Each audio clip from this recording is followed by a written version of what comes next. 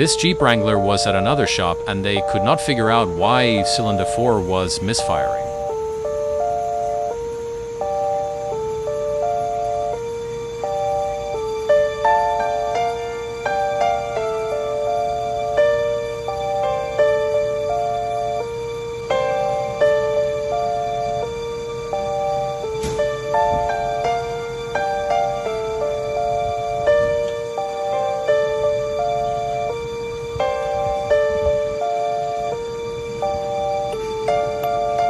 What do you guys think?